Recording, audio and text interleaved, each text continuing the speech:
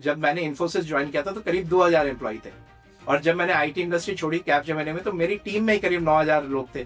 मैं बैंगलोर में ड्राइव कर रहा था, ट्रैफिक सिग्नल पे एक यूट्यूब वीडियो प्ले होना शुरू हो गया जिसमें किसी ने बताया कि आप ऑप्शन सेलिंग से हर एक दिन 1000 रुपये कैसे बना सकते हो। और हम कहते हैं इस प्रोफेशन में कि हम उठते हैं निक्के के साथ और सोते हैं एसएनपी के साथ। काफी लोनली प्रोफेशन है। मेरी वाइफ बार बार पूछती है, अभी भी पूछती है, कहीं रिग्रेट तो नहीं हो रहा है कि अच्छी भली नौकरी छोड़ दी और फुल टाइम ट्रेडिंग में आ गए। आखिर में जब मैं कैपजेमिनी में था तो मैं उनकी टेस्टिंग टीम जो फाइनेंशियल सर्विसेज के लिए है उसका लीडर था। उसमें टेस्टिंग कहीं एक हल्का सा बैक सीट ले रहा था। दिल में ये चाहती कि अब करियर किस तरह से शेप करना है, करीब 50 साल की उम्र हो गई है, अगले 10-12 साल जब काम करना है तो किस तरह से करना है। तो मैंने एक माइलस्टोन रखा था 2022 में, 2021 में करीब, कि अगर इस साल जितनी सैलरी मिलती है अगर मैं ट्रेडिंग करके लगभग उतना बना लूं, फाइनेंशियली सिक्योर्ड हो सकता हूं। पर जस्ट पैंडेमिक के पहले ऐसा हुआ कि मेरी जो मम्मी है वो शी पास्ड अवे और ट्रैवल सब कुछ बंद हो गया उस समय।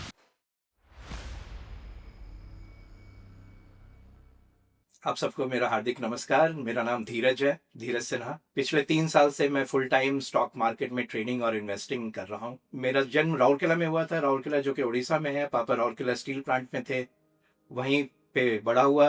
मिडिल स्कूल तक राउरकेला में ही पढ़ाई की। उसके बाद मैं भागलपुर चला गया जो कि बिहार में है।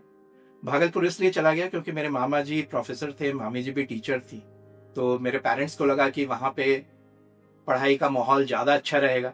वहाँ से +2 करने के बाद मैंने इंजीनियरिंग का एंट्रेंस लिया और इंजीनियरिंग में उड़ीसा में जो सबसे पुराना उनका जो कॉलेज है, university college of engineering Burla में मेरा एडमिशन हो गया। तो बचपन में बड़े होते हुए मैंने देखा कि काफ़ी लड़के जो डे स्कॉलर्स थे वो हमारे रोड से ही जाते थे, घर के सामने से। तो वो टी स्क्वायर लेके जाते थे। तो वहाँ से इंस्पिरेशन था कि मुझे भी कुछ अच्छा करना है, मुझे इंजीनियर या डॉक्टर बनना है। और हमारे ज़माने में या तो आप इंजीनियर बनते थे या डॉक्टर बनते थे। आज जैसा उतने सारे अपॉर्चुनिटीज़ नहीं थे, ज़्यादा जानकारी नहीं थी आईआईएम क्या होता है उसके बारे में। और खासकर मैंने वर्नाकुलर मीडियम से पढ़ाई की, इंग्लिश मीडियम, और उड़िया भी एक सब्जेक्ट हुआ करता था जब मैं राउरकेला में पढ़ रहा था। पर मेरे रूममेट्स थे जिनका काफ़ी योगदान रहा है, वो दोनों जमशेदपुर के थे एंड उनका जो एक्सपोजर था वो ज़्यादा था मुझसे शायद। उस जमाने में इंजीनियरिंग कॉलेज में काफ़ी रैगिंग हुआ करती थी। तो हमारी जब रैगिंग हो रही थी तो कुछ सीनियर्स आए हमारे कमरे में और पूछा कि धीरज तुम क्या करना चाहते हो, तुम्हारी ज़िंदगी का एम्बिशन क्या है।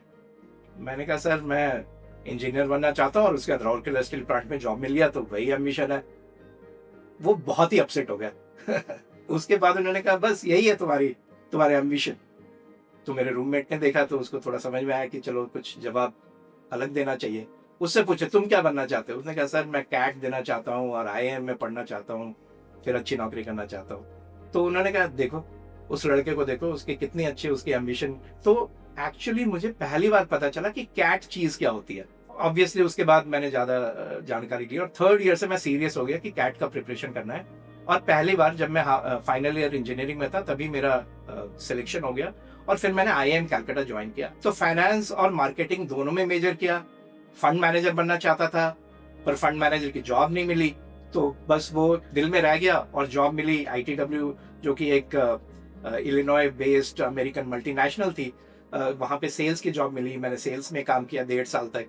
फिर हैदराबाद आ गया, वहीं पे मेरी जो फ्यूचर वाइफ है उनसे मुलाकात हुई, उनके पापा राउरकेला में थे। मैंने वहाँ सेल्स में 1.5 साल काम किया जिसमें साउथ इंडिया का इंचार्ज था। एक रेंज ऑफ प्रोडक्ट हुआ करता था, ITW 3M जैसी कंपनी है। तो सारा साउथ इंडिया से पहली बार मुखातिब हुआ और जैसे होता है फ्लाइट कभी ली नहीं थी जिंदगी में, तो पहली बार जब नौकरी करना शुरू किया तो पहली बार एक एरोप्लेन पे बैठा। दिल में एक चाहत थी कि मुझे स्टार्टअप में काम करना है और वो स्टार्टअप को बड़ा बनाना है। तो उस समय ग्लोबसिन टेक्नोलॉजी करके एक कंपनी हुआ करती थी दिल्ली बेस्ड और बाद में कलकत्ता में वो आए। I joined as chief of staff. उनके फाउंडर थे मिस्टर विक्रम दासगुप्ता। उनका काफी इंस्पिरेशनल कैरेक्टर रहा है मेरी जिंदगी में। हमारा मकसद ये था कि आईटी इंडस्ट्री के लिए इंफ्रास्ट्रक्चर एंड इंस्टीट्यूशन सेटअप करें। INI हम उसे कहा करते थे। करीब 23-24 साल का था। काफी अच्छा एक्सपोजर रहा ब्यूरोक्रेट से, पॉलिटिशियन से। इनफैक्ट जयललिता जी उस समय चीफ मिनिस्टर थी तमिलनाडु की, उनके साथ एक बार MOU साइन करने में मैं भी वहां पे था। पर उसके बाद क्या हुआ कि जिस तरह से वो कंपनी इवॉल्व की, वो कंपनी सॉफ्टवेयर इंडस्ट्री में उन्होंने अपना बिजनेस शुरू कर दिया। तो मैं कहूँगा मेरी जिंदगी में स्पिरिचुअलिटी भी एक चीज है और मैं देखता हूँ कि जो भी होता है परमेश्वर का काफी हाथ रहता है। तो मैं जब अपनी जिंदगी को देखता हूँ तो किस तरह से मैं आईटी इंडस्ट्री में आया, क्योंकि आईटी इंडस्ट्री में आने का मेरा कोई एम्बिशन नहीं था, कोई मकसद नहीं था, कोई प्लान नहीं था जब मैं आई में पढ़ाई कर रहा था। पर जो कंपनी में मैं काम कर रहा था उसी कंपनी ने अपना बिजनेस चेंज कर दिया और मैं आईटी इंडस्ट्री में पहुंच गया। वहां पहुंचने के बाद उस समय इन्फोसिस छोटी कंपनी थी, करीब 2000 एम्प्लॉय थे। उन्होंने पहली बार एक एडवर्टीजमेंट दिया था कि वो इंजीनियर और एमबीए लेना चाहते हैं, खासकर आईएम और एक्सएलआरआई से। तो मैंने अप्लाई किया और उसमें सिलेक्शन हो गया। जब मैंने इन्फोसिस ज्वाइन किया था तो करीब 2000 एम्प्लॉय थे, और जब मैंने आईटी इंडस्ट्री छोड़ी कैपजेमिनी में तो मेरी टीम में ही करीब 9000 लोग थे। जब इन्फोसिस से 4 गुना बड़ी टीम मेरी टीम थी जो मैं हैंडल कर रहा था जब मैंने आईटी इंडस्ट्री को छोड़ा। तो 25 साल करीब मैंने आईटी इंडस्ट्री में काम किया। बीच में मैं यूएस में भी था, करीब 5-6 साल अलग अलग तरीके का काम किया, पर मेनली फाइनेंशियल सर्विसेज वाले जो कस्टमर्स हैं वो मेरे कस्टमर थे। आखिर में जब मैं कैपजेमिनी में था तो मैं उनकी टेस्टिंग टीम जो फाइनेंशियल सर्विसेज के लिए है उसका लीडर था। उसमें टेस्टिंग कहीं एक हल्का सा बैक सीट ले रहा था। तो उस समय मुझे लगा कि अब जो अगले 10-12 साल बचे हुए हैं करियर के, उसमें क्या करना चाहिए, कैसे अपना करियर शेप करना चाहिए। जो ट्रेडिंग मैंने शुरू किया वो भी एक कोइंसिडेंस था, क्योंकि मुझे ऑप्शन के बारे में पता चला, आइडिया था पर कोई बहुत ज्यादा जानकारी नहीं थी। हल्की सी जानकारी हुई। मैं बैंगलोर में ड्राइव कर रहा था, ट्रैफिक सिग्नल पे एक यूट्यूब वीडियो प्ले होना शुरू हो गया जिसमें किसी ने बताया कि आप ऑप्शन सेलिंग से हर एक दिन 1000 रुपये कैसे बना सकते हो।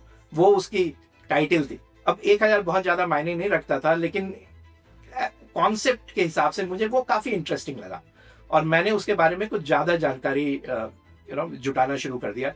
तो सबसे पहले वहां से मेरा इंटरेस्ट शुरू हुआ। सबसे पहले चूंकि कैपिटल ठीक ठाक था तो मैंने सोचा क्यों ना पुट ऑप्शन बेचा जाए, क्योंकि कोई स्टॉक अगर मुझे अच्छा लग रहा है और अगर वही स्टॉक मुझे 4-5% कम में मिल जाए तो क्या बुरा है, बहुत ही अच्छा है। तो मैंने वहां से शुरू किया पुट ऑप्शन बेचना, और टिपिकली उसमें प्रॉफिट बन जाता था क्योंकि मैं दूर वाले ऑप्शन जिसे ओटीएम ऑप्शंस कहते हैं वो बेचता था। तो उससे थोड़ा थोड़ा कॉन्फिडेंस आता गया, क्योंकि शुरू से ही प्रॉफिट बनना शुरू हो गया, जो कि बहुत ही अनयूजुअल है। बहुत ज्यादा वक्त नहीं मिलता था क्योंकि एक्टिव जॉब में था, मेरा ट्रैवल काफी रहता था, 15-16 दिन बैंगलोर के बाद ट्रैवल करता था, बड़ी टीम थी, सब कुछ था। मम्मी मेरी जो माता जी हैं वो मेरे साथ रहती थी, एंड उनके साथ भी काफ़ी समय मैं जब भी बैंगलोर में रहता था तो उनके साथ समय गुजारने की कोशिश करता था। पर जस्ट पैंडेमिक के पहले ऐसा हुआ कि मेरी जो मम्मी है वो शी पास्ड अवे और ट्रैवल सब कुछ बंद हो गया उस समय। तो समय जो हाथ में था अचानक, जो काफ़ी बिजी वक्त चल रहा था, उसके बाद हाथ में समय आ गया और दिल में ये चाहती कि अब करियर किस तरह से शेप करना है। करीब 50 साल की उम्र हो गई है, 48-49 की उम्र हो गई है। अगले 10-12 साल जब काम करना है तो किस तरह से करना है। उस समय मैंने सीरियसली सोचा कि ऑप्शन ट्रेडिंग को क्या मैं एक करियर की तरह अपना सकता हूँ। और जैसा मैंने आपको बताया कि मिडिल क्लास बैकग्राउंड है तो रिस्क टेकिंग एबिलिटी बहुत ज़्यादा नहीं है। नौकरी की, अच्छे कंपनीज में काम किया, अच्छे पोजीशंस पे काम किया, तो वो एक स्टेडी सैलरी आती है, आपको एक प्रेडिक्टेबिलिटी है कि हर एक महीने के अंत में आपको तनख्वाह मिल रही है। तो मुझे लगा कि नौकरी छोड़ने के पहले और इसे full time as a trader career बनाने के पहले वो डिसीजन पॉइंट क्या होगा जब मैं डिसाइड कर पाऊंगा फाइनेंशियली खासकर कि मैं इसको फुल टाइम कर सकता हूं और मैं अपनी जिंदगी जी सकता हूं बिना लाइफस्टाइल में कॉम्प्रोमाइज किए हुए। तो वो मेरा एक माइलस्टोन था। तो मैंने एक माइलस्टोन रखा था 2022 में, 2022 नहीं 2021 में करीब, कि अगर इस साल जितनी मेरी तनख्वाह मिलती है, जितनी सैलरी मिलती है, अगर मैं ट्रेडिंग करके लगभग उतना बना लूं तो फिर मेरे में कॉन्फिडेंस आ जाएगा कि एक प्रेडिक्टेबिलिटी के साथ मैं अपनी ट्रेडिंग से फाइनेंशियली सिक्योर्ड हो सकता हूं। उसके बाद मैं ट्रेडिंग को देखने लगा as a job, as a salary, और जो मेरा इन्वेस्टमेंट है उसको मैं देखने लगा as a wealth creation option. पर मुझे लगा कि ये जो है ये फुल टाइम है, तो मैंने ये डिसाइड किया कि अब मैं यही काम फुल टाइम करूंगा और मैंने ऑप्शन ट्रेडिंग और investment as a full time career choose किया। अपनी नौकरी छोड़ी तो करीब 3.5 साल हो गए। अगस्त 2022 में मैंने अपना फुल टाइम आईटी करियर से निकल के मैं फुल टाइम ट्रेडर और इन्वेस्टर हूँ। आने के बाद कॉन्फिडेंस आता गया, नई नई चीज़ें सीखने लगे। तो लगा कि अब इससे क्या मैं एक बिजनेस बना सकता हूँ, क्या मैं कुछ क्रिएट कर सकता हूँ जो कि मुझे सस्टेन करे और उसके साथ साथ अच्छी कंपनी बना सकूं। तो उस समय मैंने दो चीज़ों पे एक्सपेरिमेंट किया कि एक मैं ट्रेडिंग प्लेटफॉर्म बना सकता हूं और दूसरा कि फंड मैनेजमेंट कर सकता हूं। मेरा जो प्रोग्रेस था उस समय दूसरे प्लेटफॉर्म आ गए थे और उनका जो प्रोग्रेस था, उनके जो रिलीजेस थे वो काफ़ी फास्टर थी। मेरा मकसद ये था कि मेरे पास जो पैसे हैं बूट स्ट्रैपिंग करके मैं क्या बना सकता हूँ। तो उसका आंसर मिला कि मैं एक फंड मैनेजर बन सकता हूँ, मैं अपना एक फंड सेटअप कर सकता हूँ। तब मैंने डिसाइड किया कि मैं alternative investment fund AIF category 3 setup करूंगा। ख्वाहिशें बहुत हैं, जैसे सभी कहते हैं हजारों ख्वाहिशें ऐसी कि हर ख्वाहिश पे दम निकले। बहुत निकले मेरे अरमा फिर भी लेकिन कम निकले। तो बस जिंदगी चल रही है, कोई लॉट ऑफ ग्रेटिट्यूड है, ख्वाहिशें हमेशा रहती हैं। अब मैंने टेक्निकल काफ़ी बात कर ली, पर अगर आप उससे बाहर निकल के अपनी जिंदगी के बारे में सोचे कि अब आप फुल टाइम ट्रेडर हो, आपका दिन कैसा दिखता है। और हम कहते हैं इस प्रोफेशन में कि हम उठते हैं निक्केई के साथ और सोते हैं S&P के साथ। तो सारा दिन आपका चला जाता है चार्ट के साथ और आप एक कमरे में बैठ के अकेले ट्रेड कर रहे हो। इंटरेक्शन आपकी नहीं होती है, कोई टीम नहीं है, अनलेस आप इसको एक प्रॉपर बिजनेस के जैसे रन कर रहे हो। नॉर्मली हम अकेले ही ट्रेड करते हैं, तो काफी लोनली प्रोफेशन है। इनफैक्ट मेरी वाइफ बार बार पूछती है, अभी भी पूछती है कि आपकी इतनी बड़ी टीम थी, इतना ट्रैवल होता था, इधर उधर जाते थे, कॉन्फ्रेंस होता था, कहीं टाउन हॉल हो रहा है, कहीं कुछ हो रहा है, अभी कैसा लग रहा है, आर यू एंजॉयिंग इट? कहीं रिग्रेट तो नहीं हो रहा है कि अच्छी भली नौकरी छोड़ दी और फुल टाइम ट्रेडिंग में आ गए? कहीं रिग्रेट तो नहीं हो रहा है? मेरा नाम दीपाली है और मैं धीरज को 1994 से जानती हूँ, जबकि हमारी शादी 1999 में हुई है। हम दोनों हैदराबाद में मिले थे। धीरज हमेशा एक बहुत हाई फ्लाइंग कॉर्पोरेट जॉब्स में रहे हैं और हमेशा ही उन्होंने बहुत सारी टीम्स को लीड किया है, लार्ज टीम्स को लीड किया है, बहुत सारे कॉन्टिनेंट्स में ट्रैवल किया है। 15 to 16 डेज अ मंथ वो ट्रैवल करते रहते थे और धीरे धीरे उनको ट्रेडिंग में बहुत इंटरेस्ट हुआ। मैंने देखा उन्होंने बहुत रिसर्च किया। पहले तो मैं बहुत बहुत ज़्यादा घबराई थी, क्योंकि इतने हाई फ्लाइंग करियर से आप सब कुछ छोड़ के आप एक सिंगल जर्नी आप बिताएंगे, आप एक लोन वॉरियर रहेंगे, तो उसके अपने बहुत सारे चैलेंजेस होते हैं। लेकिन जब मैंने देखा कि धीरज बहुत इंटेंसली इन्वॉल्व थे, बहुत रिसर्च करते थे और उनको एंड ऑफ द डे उनको बहुत खुशी मिलती थी, बहुत हैप्पीनेस मिलती थी। खाली यही चीज़ का डर था कि वो अकेले इतने लोगों के साथ मुलाकात करते थे, इनकी गेट टुगेदर्स होती थी, इनकी इतनी मीटअप्स होती थी, तो वो सब वो मिस करेंगे इस जर्नी में। लेकिन जब मैंने देखा कि इन्होंने अपनी जर्नी शुरू करी, इतना रिसर्च करते हैं, इतना काम करते हैं, दिलो जान से काम करते हैं, बहुत पैशनेटली इन्वॉल्व हैं और इतनी फैन फेयर है उनकी, तो हर दिन कोई ना कोई मिलने आ जाता है। तो ये सब देख के मुझे बहुत प्राउड फील होता है। फिर जब उन्होंने ये जर्नी शुरू करी और मैंने देखा धीरे धीरे पिछले 3 साल से वो कितने इवॉल्व हुए हैं इस जर्नी में दिलो जान से, तो इस चीज़ को देख के मुझे बहुत खुशी मिलती है। और धीरज जो भी करेंगे और बहुत अच्छे सच्चे दिल से करेंगे और हमेशा कामयाब। एक कम्युनिटी अगर आप बनाने की कोशिश करते हैं तो उसके चलते आप लोनली नहीं फील करोगे। सोशल मीडिया एक टूल है, अगर आप उसे ढंग से इस्तेमाल करोगे तो बहुत ही अमेजिंग टूल है। आप कुछ फोरम में चले गए, वर्कशॉप अटेंड कर लिया, अपनी नॉलेज शेयर करने की कोशिश की। कुछ फ्रेंड्स हैं जो कि लाइक माइंडेड हैं, जो कि ट्रेडिंग कर रहे हैं, कभी उनके साथ ट्रेडिंग कर ली। तो इस तरह से अगर आप एक कम्युनिटी बना लेते हो तो वो जो लोनलीनेस है वो भी कम हो जाता है। दूसरी इंपॉर्टेंट चीज है कि पैसे के साथ आप किस तरह से देख रहे हो। आप रिवेंज ट्रेडिंग करते हो, आप बहुत ही एक्साइटेड होकर ट्रेडिंग करते हो, ब्लड प्रेशर ऊपर नीचे होता रहता है, क्योंकि मैं तो हमेशा कहता हूं कि मार्केट कभी इजी मनी नहीं देता है। तो लाइफ काफी डिफिकल्ट रहती है, स्ट्रेस लेवल बहुत हाई रहता है। उस समय बीइंग लिटिल स्पिरिचुअल बहुत ही जरूरी चीज है। मेरा डेफिनेशन स्पिरिचुअलिटी का ये है कि थोड़ा डिटैचमेंट हो जाए। डिटैचमेंट पैसे के साथ, डिटैचमेंट किसी भी मटेरियल चीजों के साथ और इवन रिलेशनशिप के साथ। तो अगर आप जो गीता ने हमें पढ़ाया है वो हमेशा आपको एक स्ट्रेंथ देगा कि हम अपना कर्म कर रहे हैं, हम ट्रेड कर रहे हैं, हम अपना सिस्टम फॉलो कर रहे हैं। किसी दिन प्रॉफिट बनता है, किसी दिन लॉस बनता है, हम उसको किस तरह से देखते हैं। अब आप इतने अटैच्ड हो, इतने इन्वॉल्व, अच्छी चीज है इन्वॉल्वमेंट है। आप अपने स्पाउस से कितने अटैच्ड हो, अपने पेरेंट्स से कितने अटैच्ड हो, क्योंकि हम उस स्टेज में पहुंचे हैं जब एक ना एक दिन पेरेंट्स को जाना है। तो ये सारी चीजें जो है इस दुनिया में, अगर हम थोड़ी स्पिरिचुअलिटी के बारे में समझने लगे तो हमारा स्ट्रेस लेवल एक मैनेजेबल लेवल पे रहेगा। स्ट्रेस कम तो नहीं होगा अगर आप ट्रेडर हो, क्योंकि एज अ प्रोफेशन स्ट्रेस ज्यादा रहता है, लेकिन आप इसको मैनेज कर पाओगे। तो मेरे समझ से आपका जो मनी के साथ रिलेशनशिप है, आपका अपने परिवार के साथ जो रिलेशनशिप है, आपका अपने साथ भी जो रिलेशनशिप है, वो बहुत इंपॉर्टेंट है। और वहां पे अगर आप स्पिरिचुअलिटी की एंगल लाओगे तो आप एक काम एंड कंपोज तरीके से ट्रेड कर पाओगे। मैंने कहा था कि मैं अब एडजस्टमेंट कम करता हूं और कट कर देता हूं पोजीशन, या पोजीशन साइज पे ज्यादा ध्यान देता हूं। अब ये स्पिरिचुअल कोई चीज नहीं है, ये ट्रेडिंग वाली चीज है, बट ये मुझे अपना स्ट्रेस लेवल मैनेज करने में काफी हेल्प करता है। अब मैं एक छोटी सी बात बताना चाहूंगा उनके बारे में जो कि ट्रेडिंग को फुल टाइम अपना नहीं पा रहे हैं, क्योंकि उनके पास उनकी फाइनेंशियल रिस्पॉन्सिबिलिटीज है, फैमिली रिस्पॉन्सिबिलिटीज है, बहुत सारी चीजें हैं। उनसे मेरा ये रिक्वेस्ट रहेगा कि आप ऑप्शन ट्रेडिंग में सीधे जंप ना करें। ट्रेडिंग का मतलब सिर्फ ऑप्शन ट्रेडिंग नहीं होता है, क्योंकि option trading nature of the instrument ऐसा है कि ये शॉर्ट टर्म की ट्रेडिंग है और इसमें आपको बहुत ही अजाइल रहना पड़ता है। और आपका जो मेंटल बैंडविड्थ है, अगर आपने ऑटोमेट भी कर दिया है, आपके एल्गोस भी चल रहे हैं, जो मेंटल बैंडविड्थ है वो आपका ध्यान आपके ट्रेड पे रहेगा। तो मैं हमेशा कहता हूं कि ऑप्शन ट्रेडिंग के अलावा भी बहुत सारी चीजें हैं जिससे कि आप पैसे बना सकते हो। तो मैं एज अ वेल विशर सबको ये कहता हूं, क्योंकि ऑप्शन ट्रेडिंग अगर आप कर रहे हो तो इट्स अ प्रोफेशनल जॉब, आपको फुल टाइम देना पड़ेगा, उसके अंदर घुसना पड़ेगा। मैंने बहुत सारी चीजें कही, मशीन लर्निंग के बारे में बात की, सिस्टम के बारे में बात की। ये सब उतना आसान नहीं है, इसके लिए बहुत मेहनत करनी पड़ती है। और जब आप वो मेहनत करोगे तो जॉब में से आपका ध्यान बिल्कुल चला जाएगा।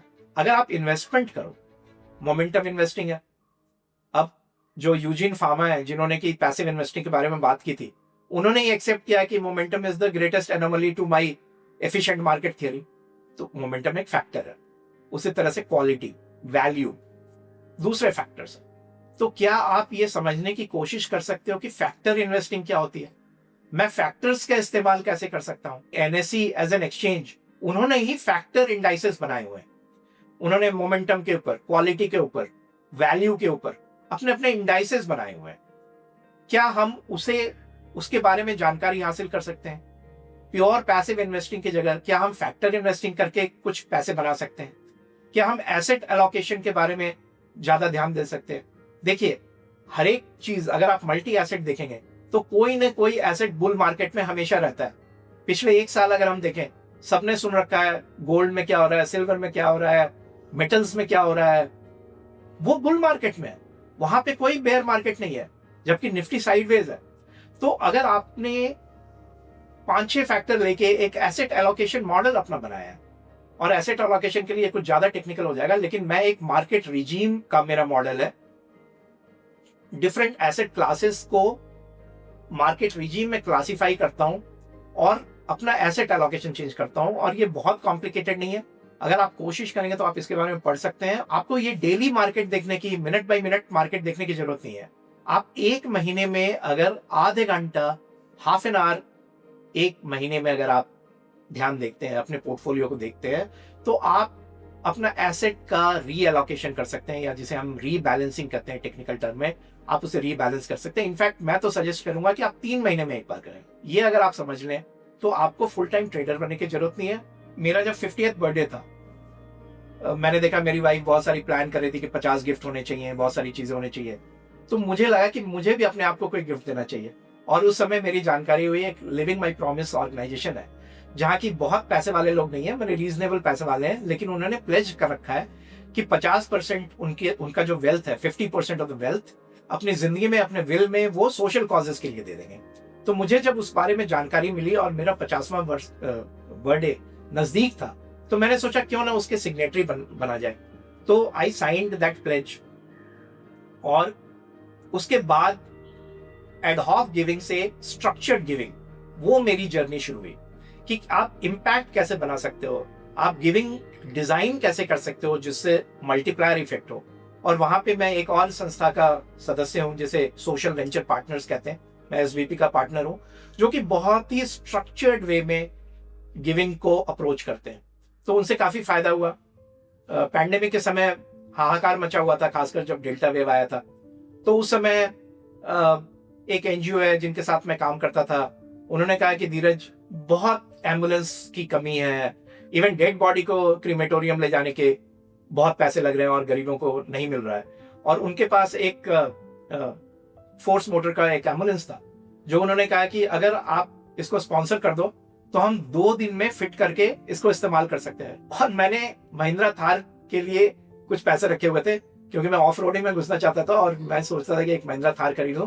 पूरा मैंने उठा के दे दिया, क्योंकि दोनों मैच कर रहे थे, प्राइस दोनों का मैच कर रहा था। और जो सेटिस्फैक्शन मुझे उससे मिला है, क्योंकि आज भी वो एक एम्बुलेंस के रूप में यूज होता है, जिसमें कि काफी इंपॉर्टेंट इक्विपमेंट्स फिटेड है, और वो डेस्टिट्यूट जहाँ पे रहते हैं वहाँ as a mobile clinic use करते हैं। तो कहने का, मैं अपनी बड़ाई नहीं करना चाहता हूँ, और इस पे बहुत डिबेट हुआ था हमारा।